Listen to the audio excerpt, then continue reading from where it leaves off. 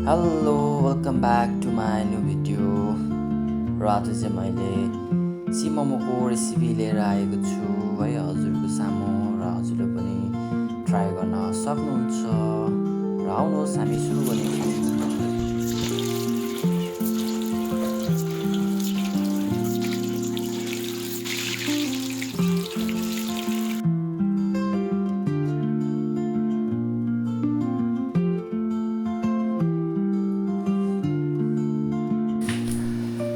यो फ्राई भएपछि त्यहाँदेखि यसलाई स्ट्यान्डमा निकाल्ने र यसरी स्ट्यान्ड हुनु दिने ओइल र त्यसपछि प्यान तताउने, प्यान तताएपछि ओइल हाल्ने र ओइल हालेपछि गार्लिक चप हाल्ने, त्यसपछि ओनियन हाल्ने एन्ड क्याप्सिकम हाल्ने र यसलाई एकछिन पकाउने। मिक्सी गर्ने एकछिन।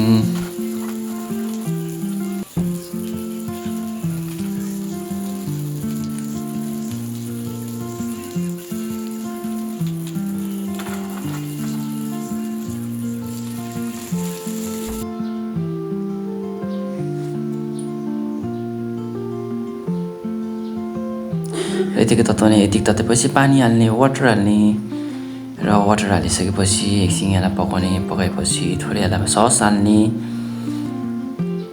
सस हालेपछि त्यसपछि थोरै हट सस हाल्ने एन्ड हट सस हालिसकेपछि थोरै सोया सस हाल्ने।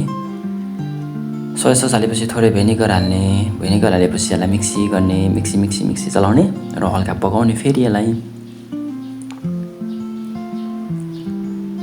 र पकाइसकेपछि यसरी उम्लिएपछि त्यो फ्राई गरेको मोमो हाल्ने र मोमो हालेपछि यसलाई मजाले फेरि पनि मिक्सी गर्ने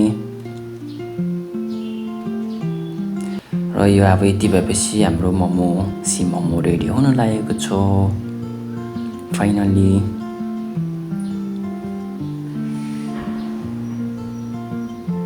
र यतिकै भएपछि हाम्रो फाइनली रेडी भइसक्यो र रेडी भइसकेपछि हामी प्लेटिङ गर्नेछौँ। र प्लेटिङ गरेपछि थोरै माथिबाट स्प्रिङ अनियन गार्निस हालेँ मैले चाहिँ, हजुरहरूले चाहिँ जे पनि हाल्न सक्नुहुन्छ। Finally ready. Thank you for watching my video. हजुरहरूलाई धन्यवाद।